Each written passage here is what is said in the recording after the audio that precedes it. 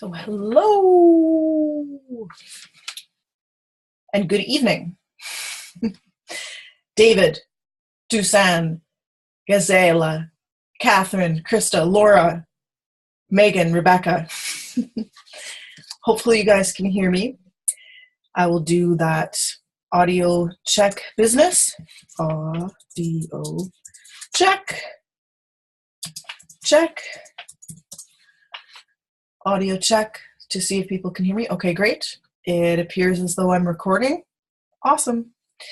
So I'm going to start the class. We'll see. I'm going to keep it tight right to an hour.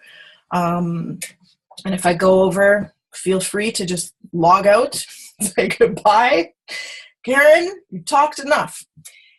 Okay.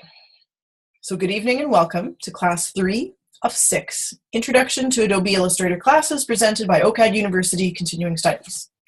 So tonight, to prepare you for creating a gig poster, which is a rock poster or a poster that is advertising a gig. If you haven't seen these before, you can do a Google image search for gig poster or simple gig poster. I'm going to be showing you guys some examples of some awesome ones by a fellow named Jason Munn, who works under the name, or his design name is Small Stakes.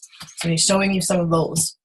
I'm going to be showing you the image trace and some tips and tricks to help you with text using the Pathfinder and more. So I'm going to start, again, like I did last time, with the PDF, and this is a page-to-page PDF that is available for you to download in or on the Canvas, in the Files section of Canvas. And as soon as we get a little into it, I am going to jump over to Illustrator and do the stuff that I do in this PDF. These are just screenshots, but I'm going to do it live so that it probably will make more sense if you see me do this stuff. Okay.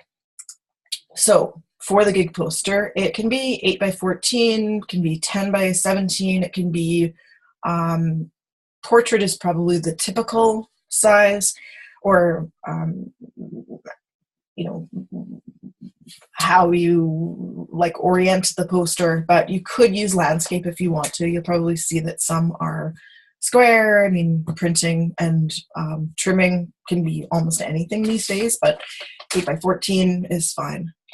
Creating a new document, you set the size, you name your document, and know that it's not going to be saved anywhere until you press OK and then save. You can set the bleed. If you were going to get this printed at a professional print shop, you would set up a bleed, and that is right here. And you would ask the print shop how much of a bleed they usually require, whether it's a 1/4 inch or less or more. Color mode, CMYK, that's opposed to RGB, which is for screen. CMYK is for print.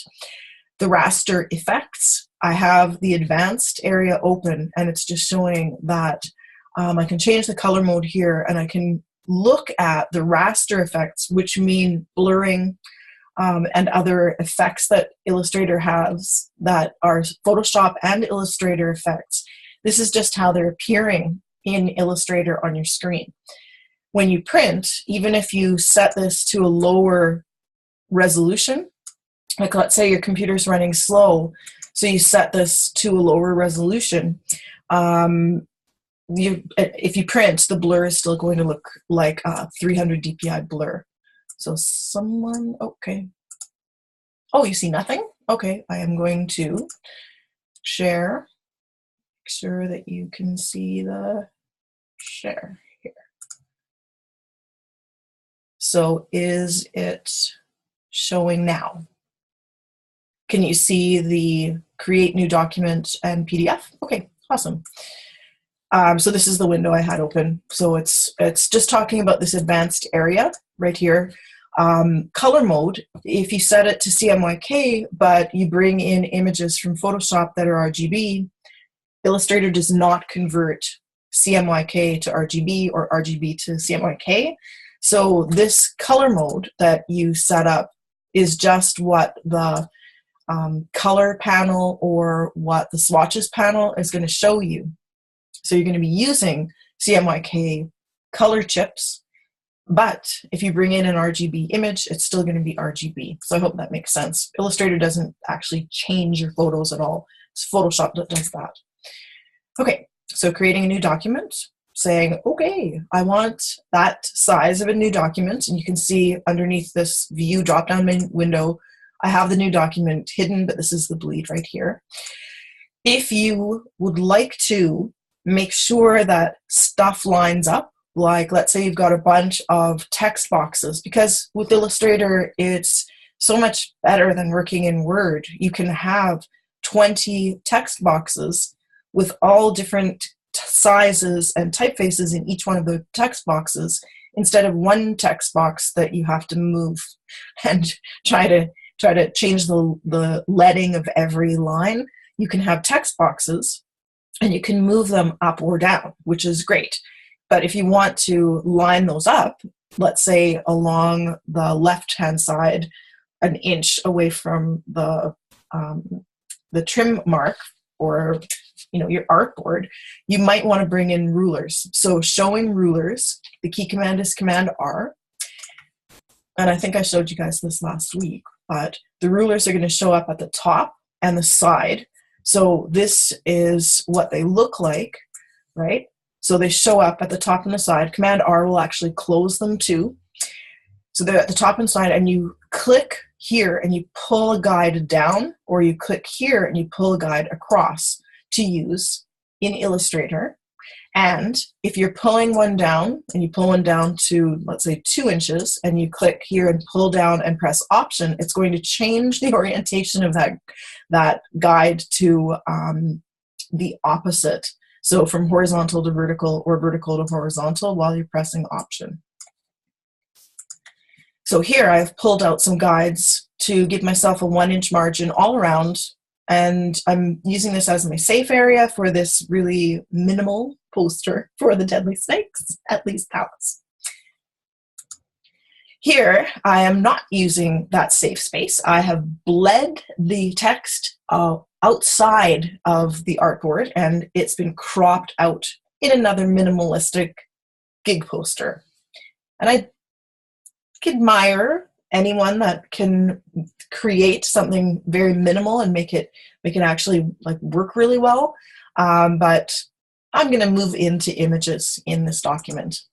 So here I am dragging out guides for my text and images, or the graphics, to align them. So I've dragged down the guides, and these guides show up in the layers panels. So you might want to create a layer just for your guides so that you can lock them so you don't select them by accident.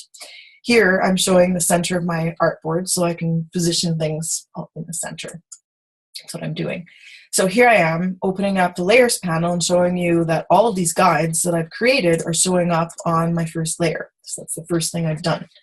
And they are editable. You can click on them and move them. You can turn the eyeball off. That means the visibility will be 0. You can lock them. That means that you can't select them and move them by accident. And you can also close that layer up, make it have a smaller amount of space, and lock it. And here is where I have done that. And now I want to create new layers so that I have separate layers for all of my separate objects. And this is going to be really important in this session because I'm going to be asking Illustrator to image trace some extremely complicated images, and I'm going to be generating thousands of layers. And I want to keep each one of the images that I get Illustrator to trace or vectorize, I want to keep them separate. So I'm going to create a bunch of layers. So here's my background layer. I've got a skull layer, cobra, and a text layer. Maybe you can see where this is going. Ooh, Halloween is coming. So here is just a little heads up that, for example, my text layer is yellow. That means that if I select something that's on the text layer, it's going to have a yellow bounding box, and I cannot see yellow on white in like a fine, thin hair. So I like to actually double click on the layer that I don't like the color of, and change the color in that color area to a different color. So that's easy to do. And you'll find that some of the colors are like more visible depending on your background, and some are more invisible depending on your like big blue background color. In any case, you'll work that out. So here I'm going to show you, before I get into Illustrator, the file place. So when you're bringing images in from your desktop or your portable drive, your USB, wherever, you will be file placing them. And in CC, Creative Cloud, place has a key command. I believe it's Shift Command D. In InDesign, it's Command D. And this placing in Illustrator, you link or you embed. If you do not click link on right here, your image is going to be embedded into Illustrator. That means it's really there. If you turn link on, you check mark this, the image is going to be a version of an image, but it's not going to be embedded in the file. That means that if you close this file and you take it to another computer and try and open it up in Illustrator, Illustrator will open the file, and right before it lets you see it, it will say, "There's something missing. I don't know where you've put it, but it says that there's a path to it on some strange computer named Joseph. But you are on Karen's computer. Where is this image? Do you want me to try and find it? Or do you want to replace it with something else?" And you go, "Just ignore it," and then the image won't be there. There will be nothing there because you've left it somewhere else and you didn't embed it in the file. Now, I showed you guys last time why you can do this, which is really cool. You can go back and forth between Photoshop and Illustrator and do stuff to your image and then jump back to Illustrator, and it will ask you, do you want me to update that file? Something happened to it. You say update and your file's updated. So this is great, but you have to remember that if you're going to transfer this file and ask someone else to open the Illustrator file or on a different computer, or if you're doing so, embed your images. So I'll be showing you this again when I open the file up, or the files up in Illustrator. Here is one reason why we might want to link, because I might want to fix this file up, and I'm going to be showing you this live in Illustrator too. So this is a very low res image. I believe it's a PNG, or no, maybe it's a GIF. It's a GIF. Illustrator supports GIFs, PNGs, JPEGs, PSDs. You can bring any one of those files in as a placed object and work with it. And this skull GIF is selected, and the box around it is green because it's on that particular layer. And this area right here is a little problematic because it is not high contrast outlines like a coloring book, and so Illustrator is going to have a hard time differentiating this part right in here where it's got the little white area and the background. So when we're tracing images, Illustrator would really like you to give it some high contrast images with closed lines, like coloring book lines. So I'm going to show you this live too. So window image trace is how we get that image trace dialog box open. And it's a big, big dialog box. Like, this is not even advanced options yet. So this is the image trace panel. As soon as you press preview, you'll get a preview right here. I'm just going to circle over it, of what the tracing is going to look like. So presets in Illustrator image trace, there's a whole whack of them. You can try those, but you're not stuck with those, because under advanced and threshold, you can boost up the paths and change how the paths are created. So if anyone's kind of confused as to what's happening is this. You give Illustrator a file, and I can talk about line drawings. This is a great way to get your line drawings into Illustrator, and instead of tracing them with the pen tool or the pencil tool, you tell Illustrator to trace them for you. So this is what's going on. It's vectorizing a JPEG or a GIF or a PNG. So this image trace is editable on a path, on a point-to-point level. You can go in and select, let's say, this area that's the forehead, or it's probably a little more, it's about, like, it's right around like this area. Anything that's defined by contrast, by high contrast lines, like inside line, inside fill and outside black line, is going to be easy to select. So you can select an area and just color it yellow or red. And the black, if I select the black, I can change the color. So it'll make more sense when we get in here. Oh, and another thing I want to show you is paths, 861, anchors, 8,300. That's without me moving the threshold up or down. And if I move, and I've changed the mode to grayscale. So you can see that the preview is showing me this image as an image trace, what it would look like if it was grayscale. There's 5,500 paths. That's 5,500 little shapes in here that you can select and recolor. Whoa. So just imagine having 3 of these images on the same layer. What would happen if you started getting mixed up as to what objects you were selecting? Never mind that. The layer stack is going to be 12 feet tall. So we want to keep each one of these image traced objects separate. So here, 25,000 shapes. Oh, lordy, lordy.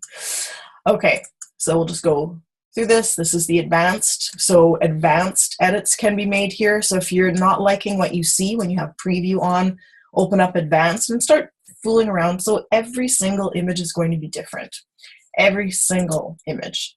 So this area in the image trace view, I never use any of the other ones except for tracing result, but you can fool around and see what each one. So tracing result with outlines, just the outlines that you're going to create, or just the source image. So you can, click back and forth just to view. So if you're happy with what the tracing looks like, you have to press expand, and that button is going to show up as soon as you select an image and press preview in the image trace panel. The expand button just magically shows up, and it's kind of prompting you to click it so that you can commit to that trace and be able to edit those pieces. So here is what the image trace looked like before I expanded it. This is after I've pressed preview in the image trace panel. Then when I press expand, it turns that image tracing image into a vector-based group of objects. So it puts them in a group for you because it's worried that you didn't create layers that you needed to for these objects that I have. So I admire Illustrator. Thank you very much for your courtesy. But I usually end up ungrouping everything so I can easily select the bits. In any case, this is the skull. This is what it will look like as soon as you trace it. Illustrator selects everything for you and shows you this horrific view of what you have created when you asked Illustrator to vectorize stuff for you. And it no longer has anything to do with that GIF. Nothing. The GIF is gone. It's still on your desktop. It doesn't matter if it's linked or not linked. It has nothing to do with it anymore. Illustrator used it as a template to trace. It went in, it went whoosh, whoosh, whoosh, whoosh, whoosh with its tiny little pencils and hand. Okay, it's great eye-hand coordination Illustrator has, and it's given you, oh my God, over 1,000 paths and compound paths, and no screen is large enough for like 5,000 of these layers. There's just no way. So like this is, verging on okay is 1,000, but it's still a little bit cumbersome. So that's why you keep these in separate layers. And usually what I said was I will select the layer and I'll go to Object Ungroup or Shift Command G so that I don't have to use the direct selection tool to select all the pieces. And I'm going to be going in a second, just image tracing this particular skull for you and show you what I mean by all of these notes. Okay, so I'm going to stop right here and I'm going to go to a new share and I'm going to open up Illustrator and show you what I've made for you. Okay, so now you should be seeing Illustrator. Hopefully that is the case. So I'm going to ask, can you see Illustrator?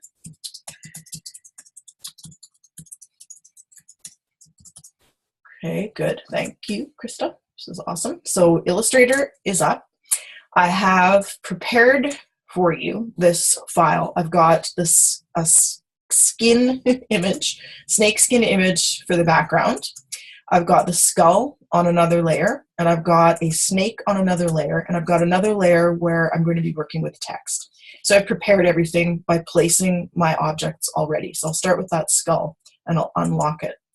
So I'm going to use my selection tool or my black-handled arrow, and I'm going to select that image. And at the very top of the screen in the control bar, it is saying, or Illustrator is saying, this is an image. It's called Skull GIF. It's on Karen Justel's computer in the downloads folder. That's where it came from. And it's embedded. So I embedded it. It doesn't matter if you link or embed because you're going to be image tracing the image. It's 85 pixels per inch. And if I zoom in on it, you will see low res ugliness. Here we are. Ooh, no. Okay, and remember, I said that this was going to be a bit of a problematic area, so we're going to keep an eye on that area.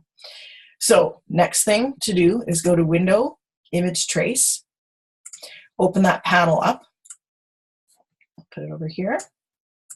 The swatch is over slightly, and I'll open this up, advanced up, so you can see it. One thing to point out is this, ignore white. I never turn this on, but you can. If you only want black lines, turn ignore white on. I don't, because I like the inside and the outside traced. So positive space and negative space traced. Leaving ignore white on means that Illustrator is paying attention to the negative space that's around the object. So this is the paper or the file, the rectangle. So it's going to trace that too. I'm going to turn preview on and I'm going to open up the skull layer. I'm going to turn preview off and it's still, I'll go back in time one step. So originally this skull layer has an image on it. That's the skull GIF, pixels per inch, 85. I press preview. It's turned it into an image trace. In the control bar, it says it's an image tracing now, and I'm reviewing the tracing results. You can see how Illustrator, when I zoom in, it has, like it's showing me a vectorized version of this object, of this file. So cool! You can't see pixels anymore. So that's what's going on. Sorry for causing headaches. So I won't zoom in quite that quick. In the future. Okay, so we've got that tracing result, and you can see that that part, there wasn't enough information for this default really simple tracing. If I want more out of this image, I will go threshold, boost it up. Probably see the image changing in front of your eyes. Okay. Paths high, and we'll just see what we can get out of this image.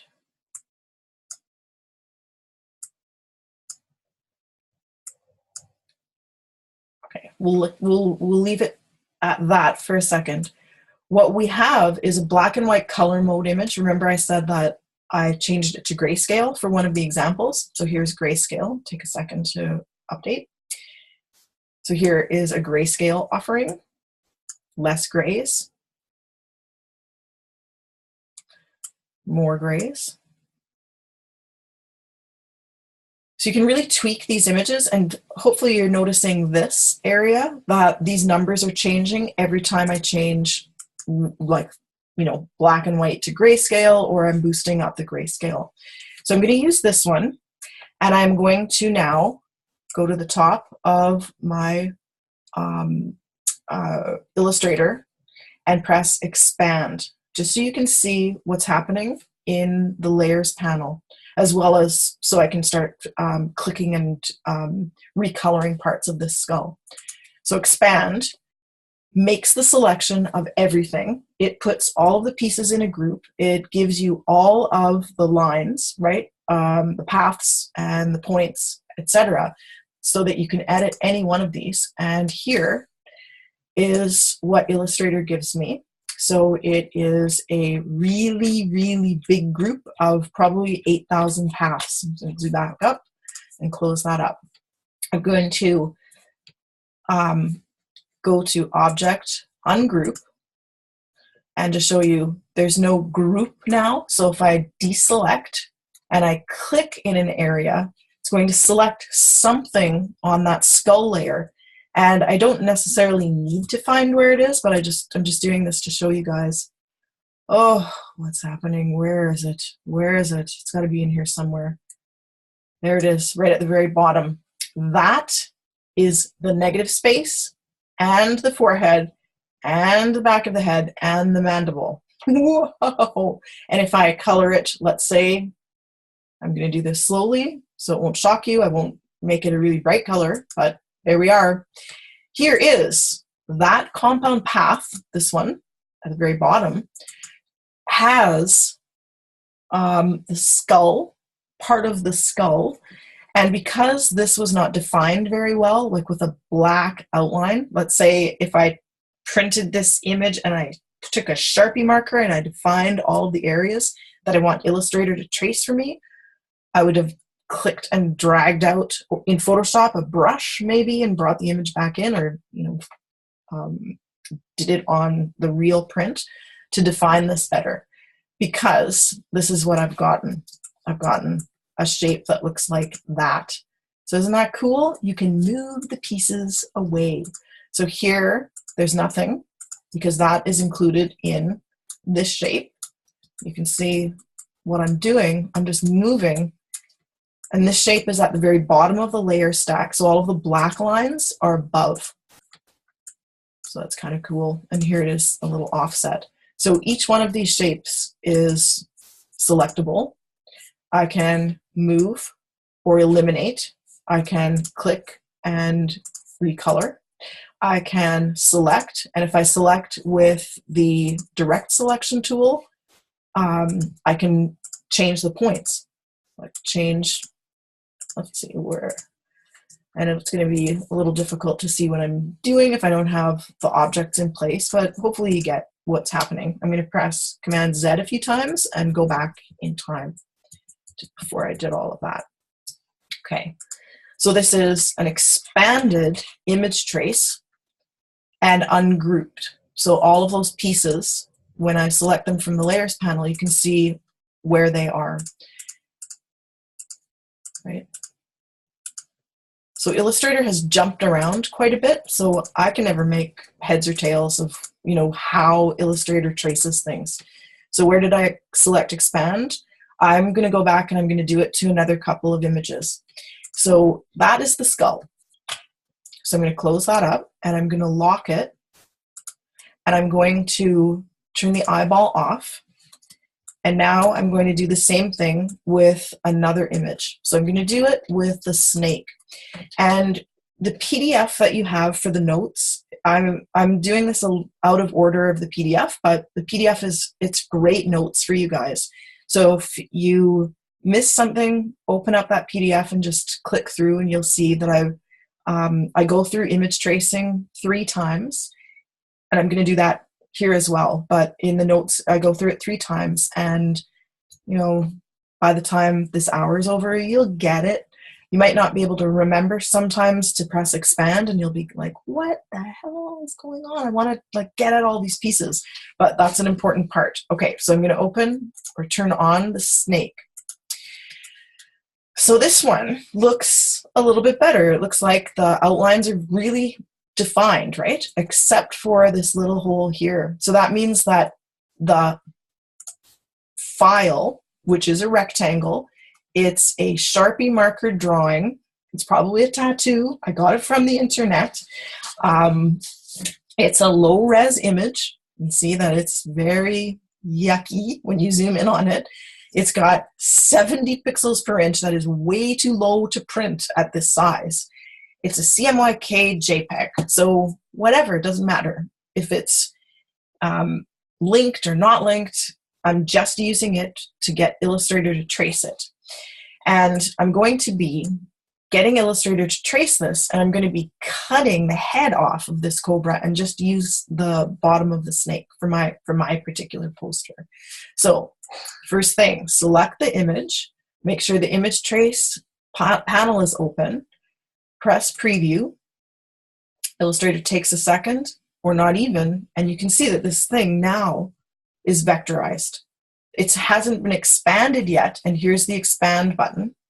So I'll go back in time one step. So here is what the image looked like. That's that kind of Sharpie marker and pencil drawing. Low-res scan. If you see this button right here, you can press image trace and it turns preview on for you. And you can see now we're looking at a tracing result that's selected and expand. And if you like what it looks like, you don't have to go in and start tweaking threshold. So it gives you a pretty good image trace to start with if it's something that is like black lines on white paper. You can press expand. So here I've expanded, and of course, again, the courteousness of Illustrator shining through once again, giving me all of those objects in a group, right? And if I don't ungroup, that means that I need to deselect and I need to use the direct selection tool to select and recolor the pieces that I want to recolor. So I've selected the paper, and I thought it was just the paper, but it isn't. Illustrator traced around the paper and then went into here and went, ooh, oh yeah, this is great. I'm painting all of this stuff red. I've changed it to red. So it was white. So you can see everything that is going into that one shape that is a compound path. And it's at the very bottom. That's interesting. So same as the skull, that compound path that was the background, so I'll put it back, is on the very last layer or sub-layer of the snake layer. And I've selected it, and I'm going to deselect it right now. And that was with the group still in existence. If I want to ungroup this image, so I can use the black handled arrow, I can go to Object, Ungroup, and then the group has been set free, and it's all in the snake layer, however many hundreds of layers this is. So you can easily make selections, and here's the snake part without the background, and you can see each one of these is completely separate. Hopefully that will make sense. I'll put that back. You can make selections and recolor the objects that you've selected. It's pretty cool, right? But I said I wanted to cut this thing up. I don't want to use the head. I want to use the skull as the head, and I want to put the snake body or the cobra body under the snake. So I'm going to use a path to cut up other paths. So like I did, I think I did this last week, I took a line segment, and I also took a pencil and I drew a line through a path to make a couple of other paths. So what I'm going to do here is I'm going to click and I'm going to drag a line, and I'm going to color this thing so that you can see where it is. So you can see where this line is. The object that I want to cut starts here and it ends over here. This path cutting up the object below, which is all of the objects below, it has to start outside of this, let's say, piece of paper. So if you were to, in the real world, have a picture of a cobra and you wanted to cut the picture up where you were cutting the top half from the bottom half, your scissors would start outside of the piece of paper and continue through the paper and then cut off of the paper. That's the same sort of idea as this path cutting up the objects below. So I've got a path on top. I'll show it to you. Here's the line. That's the path. On top of all of these other paths, I have selected only the path that I've created. I'm going to go to Object, Path, and divide objects below. And it has divided the top from the bottom. I click on a neutral space to deselect, and now I'm going to go in and just select everything that more or less above that line and press delete. Okay. So I'll show you what happened here. This is now the background. I'll go back to before I selected and deleted. I'm going to make this top part, that's the fill color, I'm making it pink, and click here and I'm going to make the fill color that color. So we've got this stuff, we've got this stuff, we've got that, and we've got nothing because that is already gone. And that's the problem. That was the area where it wasn't defined. And I'm doing this just so you can see what has happened. We've cut up some of the object, and now some of the objects are because they weren't cut. Those were cut. This one wasn't. So if I wanted to delete the areas that I didn't want to use, let's say those ones. Oh, that's so nice. I'm going to keep that guy right there. So I've got areas that I don't want to use, and I'm going to just delete them. And I can go in and try if, let's say, there are areas that are problematic that I don't want. See how this object, and I'm going to zoom in on it, you know, I might not want that flying off piece. I might go in and select those 2 points and delete them. Select this object, maybe pull that point back down, pull the point down, or use the eliminate point that is under the pen tool. So delete anchor point, delete some of the anchor points, see how that works. So hopefully that makes sense. So delete anchor point is going to delete, and I have to hit them, or else please use the delete, don't show it again. Okay, so if I miss, it's not going to show me that I did that. So hopefully you guys can see that. So cutting up shapes that are created by Illustrator as vector objects that were JPEGs, were GIFs or GIFs, PNGs, JPEGs, sorry I said it again, PSDs. So you can bring in images and have Illustrator trace them for you. You can create your own drawings, and especially if they're high-res images, or sorry, not high, you can bring in high-res images, don't get me wrong, but if they're high-contrast images, Illustrator is going to have an easy time with them. I'm going to go back to that PDF for a moment, and hopefully now you can see the PDF, and I'm going to zoom through to show you like what's in the PDF, but also I brought in a line drawing that I created, and I'm going to show you what that looks like and how I work around the lines not closing. The defining lines, the outlines are not closing, but there is a way around it that's kind of cool. So here is an image that I drew with probably like not the best marker. It's not a Sharpie marker, it's a bit of a fine point marker, and it is on white paper, but the scan isn't that good. It's kind of gray. You can see that some of the lines, they're going to cause major problems because they're not closed, but I'm going to image trace this anyway. Okay, so Usually Illustrator, if you give it a high res, like 300 DPI image that is, 8.5 by 11 or even a little bit bigger, it'll warn you it might take too much time. You might not want to wait around. You might want to take the image into Photoshop and change the file size. Just say, okay, Illustrator, I'm fine, I can wait. And then usually it image traces it within 2 seconds. So not sure why Illustrator works like me, where I say, no, it's going to take me 3 weeks to do that. You probably want someone else to do that. Don't make me do that. And then I get it done quick. In any case, this is like Illustrator. But look what happened. It darkened up my lines. It's awesome. And it whitened up the paper because it's a default trace. So I like this. I press preview. I'm going to press expand and take that image trace of this line drawing, and I'm going to expand it.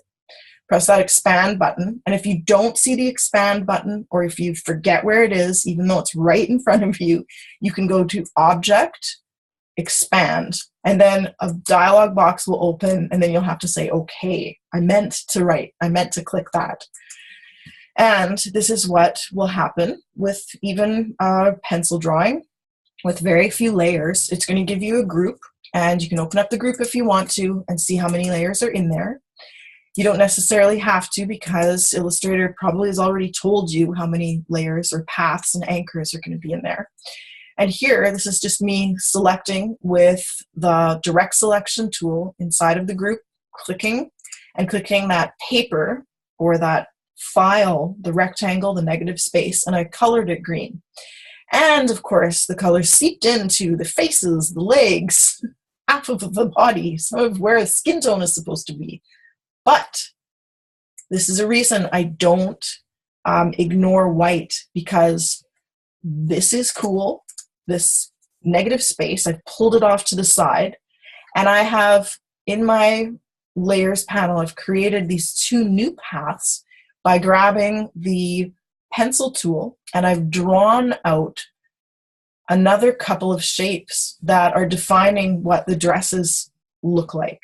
So I've got this kind of new thing happening that's offset a little bit. So it's not coloring exactly the shape inside the leg, and it's sitting in there like, color inside the lines, kid. No, I don't want to color inside the lines. I want to leave some white, and I want to broach the line. I want to move beyond the line with this fill. So it looks kind of cool. So the reason that you can see the color and the dark line on top is because everything in group 1 is the image trace, and then the stuff that I made, I've just pulled it below. So you can see the dark line on top of the objects that I've created, which is very cool. So you can create your own shapes and use them and the image trace together. Okay, so going to now the third image. So I dealt with the skull and the cobra, and now I'm going to deal with a bit of a, it's a huge file. So it's a very complex tracing. So I'm going to go back to Illustrator in a second, but I'm going to show you the PDF. I don't have the same skin.jpg that I have in Illustrator in this PDF, but you'll see it's still a very big file. It's 2 megabytes. It's 2,500 pixels by 1,900 pixels. It's 300 DPI. It's huge. It comes in on my screen huge, and you don't have to zoom out and then squeeze that image and make it smaller and transform it. You can open up the drop-down window, transform panel, and make sure that the chain is not broken, and just change the width and height to 8 inches by 11, more or less, and that image will just shrink down to size. And remember, you're not going to be using it as a 300 DPI image in here, so it doesn't matter. You don't have to go to Photoshop and change it. I'm going to be tracing this thing. So this is the transform panel zoomed in on, so you can see width and height. The chain is locked, so if I change this to 8 inches, height is going to change appropriately to keep the aspect ratio. And here, change it, so it's now changed 8 by 6, and I can just stretch this to fit. So I'm going to stretch it to fit. So here is my background image, or what is going to be traced for my background. And what I've done is I've gone in, I've taken all the swatches that I don't want and I've deleted them. So as a class, you can see that I'm going to be using just blue and green. And I'm going to be making something that looks like this. So now I'm going to try it on a new file in Illustrator. So go back to Illustrator. I'm going to go back to my layers panel, close the snake up, turn the eyeball off and lock it. And I'm going to open up the skin layer. So you can see it's a different snake skin. That's fine. Unlock it. I'm going to click on it. I'm going to make sure I can see the image trace panel. I press preview, and it's going to give me a black and white preview. So here's a black and white preview. If I want more or less detail, see what this looks like. That's pretty interesting. Up a little bit more. And if I like it, I can press expand. And holy Hannah, there are going to be thousands of shapes in here. Okay. And as you've seen with the other files that I've traced, don't know exactly what Illustrator does to make this trace, like where it starts and where it goes from there. But if I deselect and I start showing you what's going on in here, we've got a couple of things that are black, got a bunch of stuff that's white. Okay, all of this is white, and somewhere there's going to be more black stuff. Nope. Oh, there's a couple things. There we are, a couple more. To close this up doesn't make any sense to me. I'm going to grab my, and you can, oh, sorry, wrong one, skin. Grab my selection tool, and I want to ungroup this first. So I'll click this and go to Object, Ungroup. So everything is loose. Deselect, and I'm going to go in and select something that is white. Okay, so you can see that the object I've selected, I'll paint it yellow so you can really see that I've actually selected it. See, whoop. Look again, change it yellow. Come on. So you can see I've selected one object and I've made it yellow, and all of the other white stuff is still white. When I go back in time, Command Z, before I change the color, more times here. Okay, go back. Okay, now the objects are ungrouped. Select something that is white, and I want all of the white paths. I want all of the white paths that have white as a fill. So I'm going to go to Select, Same, Fill Color. And Illustrator is going to go to every single corner of my Illustrator file, and it's going to look for any path with a white fill that's unlocked and visible, and it's going to select it for me. So, ta-da! So in the Layers panel, it's showing me that Illustrator indeed selected everything that was white, selected it, and it's active. I'm going to go to Object, Group. I want them all to be in one group. And I'm going to color them blue and make sure it's the fill that I'm coloring. So it's the fill. Deselect. Everything on this layer that was white is now in a group, and it's all blue. I'm going to go back, select something that is black, go to Select, Same, Fill Color. Illustrator selects the rest of those objects for me. I go to Object, Group. So now I have two groups, and I'm going to change these ones to a lime green. Make sure that the color that I am applying is applied to the fill, not the stroke. So here it is. I click and I let go, and you can see that I've got still some outlined objects. So maybe I want to get rid of those altogether. So maybe I will select both and I'm going to take the stroke off. Let's see what goes on. Interesting. Okay. So now I've got all of the objects that were black, they are green. All of the objects that were white, they are blue. They're sitting in individual groups. That means that I can change the colors easily. I can change, I'm going to go in and do this. Actually, this is on top. It's easy to change the colors. So I'll go back in time one step. And if I, two steps, I suppose, is good. And if I want to offset, I click and I can click and move. So now I'm offsetting, and I can take group 1 and I can open up the transparency panel.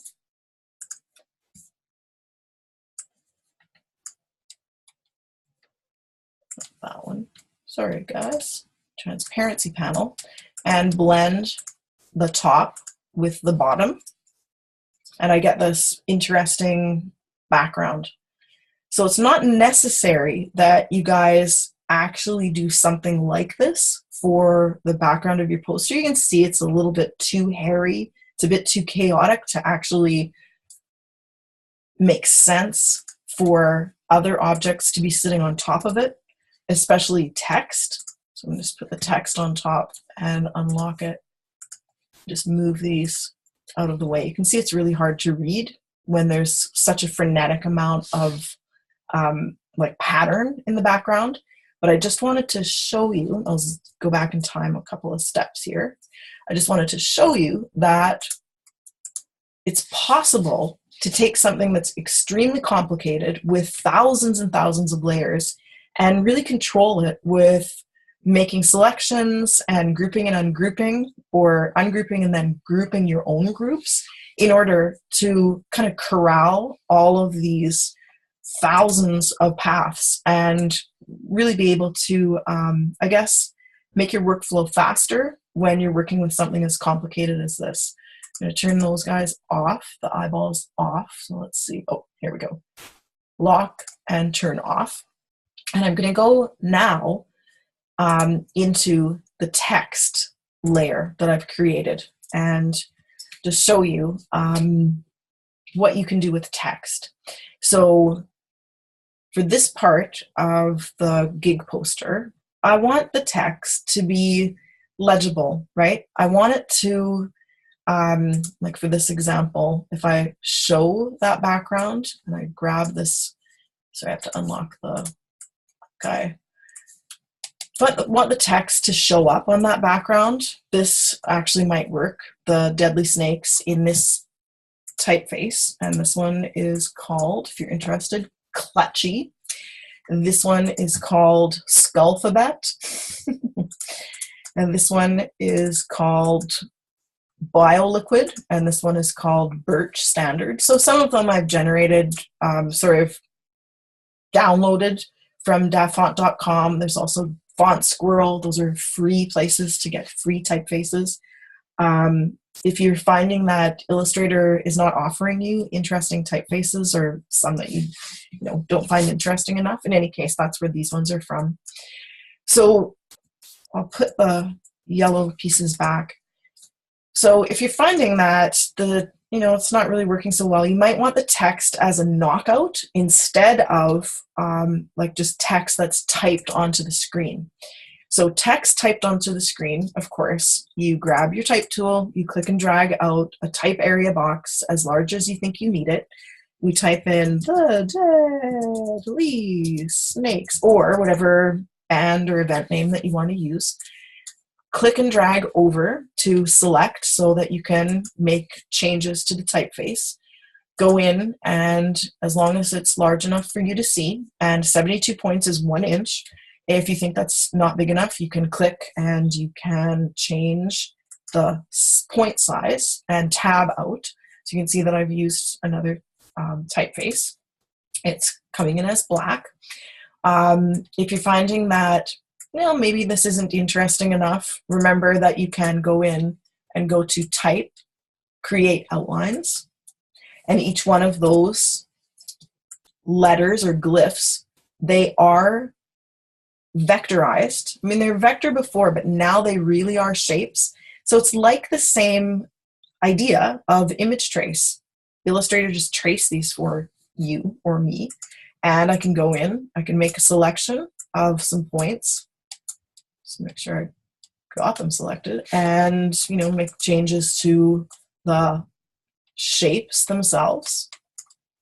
Okay, or if I'm finding that maybe I want the text as a knockout, I'm going to grab this rectangle and I'm going to press Option and pull out a copy. And I'm going to use a key command here. So this new rectangle is above the text that I've just made. Huh, that doesn't sound right. Command bracket. Oh, I must have put the text on the wrong layer. So I'm going to have to go in, grab the text, and pop it back up here. So this is the rectangle above the text on the layer. If I press Shift Command bracket and bracket, so bracket forward, bracket backward, this object is jumping from the top of the layer stack to the bottom of the layer stack. So this is a great key command to remember, or going to Object, Arrange, Bring to Front, Send to Back, Shift Command bracket, Shift Command bracket. That means that if you have something on a layer that is 5,000 objects long, you can take the top one and quickly throw it to the back or bring it to the front easily, rather than having to pull it down or pull it up. So that's in essence what I'm doing here, clicking and dragging and pulling it up, or pulling it below the text, or pulling it right above the text. This will make the object move. Shift Command bracket up and bracket down. Hopefully you can see what I'm doing. Okay, so we've got that text and we've got the shape. I'll move the layers over to the side. So this is another kind of way of dealing with the text if you're using such an elaborate background. I'm going to select everything. So I've selected all of the letters that were traced or outlined. Select the rectangle as well, and I'm going to open up the Pathfinder. So it pops it open off over here. Just move my screen back. And I'm going to use the text as cookie cutters out of this dough with the Pathfinder called Divide. Dun, dun, dun, dun. Illustrator has given me a group. So it has the yellow thing and all of the little black things inside it. Oh, that's a lot. Close it up, close that up. And now I'm going to go in, because I know this is a group, I will select with my white arrow, that is the direct selection tool, and show you, hey, holes, super cool. And I've also got, I guess because this is, it wasn't a closed shape, so I don't have the counters, but if it was a different typeface, not that one, like this one, if I select the text, I have to go to Type, Create Outlines, and then click on that shape, press Divide, and now I've got the deadly snakes. You can see the counters are here. Hopefully I'll show you what's going on here. So these are what's referred to as the counters, the inside of the compound path that is an A, or capital A and a D. And we've got the deadly snakes here. So the whole point is to show you that you can use paths to cut up other paths, and outline text and use text to cut up paths, and use these paths or this kind of negative space, and you can use this as a shape that is going to be something that you can use on your poster instead of, I guess, just straight text. So I'll just turn the eyeball off of everything else and go, oh, still looks really bad. Well, I tried. Let's see. Maybe that looks a little bit better. I can read it. I can see what's going on. Okay, so that is pretty much all I wanted to show you. I'm gonna press new share and just go back to that PDF for a second, share that screen. I know it's 7 o'clock, just zoom through and just show you that this is like really thorough notes for what I've done tonight. So it goes through selecting one object using select same, and then grouping and ungrouping the areas that you want grouped or the objects that you want grouped. And then it goes into, working with the skull and the cobra, slicing up the cobra with a path. So it goes through all of that. And then it shows you the direction my poster is going in. So I'm going to have 2 skulls on a cobra body. And also there's one more thing. So I'm not going to do this in real time because it's now 7:01. I don't want people to start disappearing. But I'll just show you that create an ellipse, and you can take your text and you can click on the path and start typing. So I'm typing my words on the path. Okay, I've selected some text that doesn't look good on a pattern background, and I'm using the outlined text on top of a shape, and I'm going to cut them out with that divide pathfinder, so you can see how that works. So it's kind of interesting. This one needs a lot of work. Please don't follow my lead, even though it's October and coming near Halloween.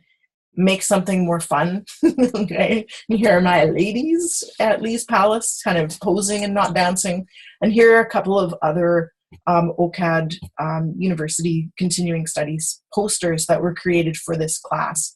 So using some of the images that I've been using.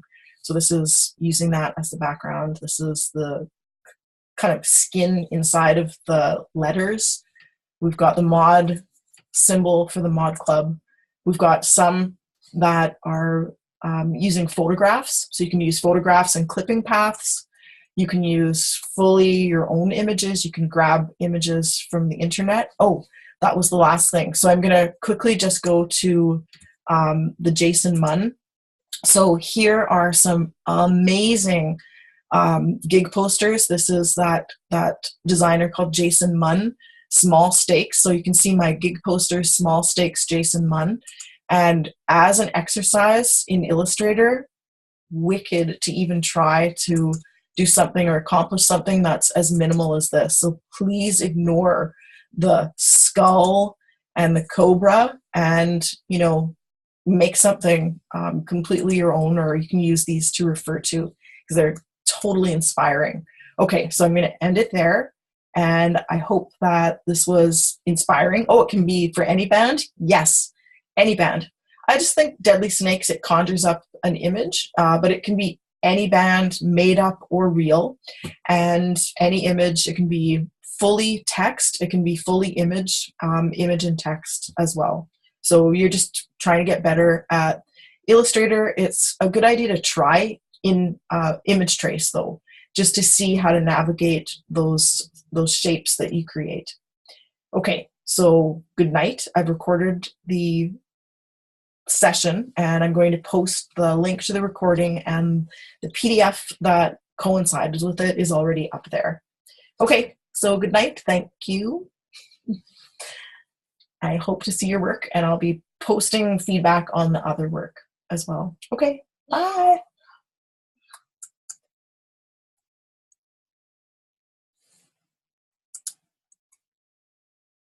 Thank you.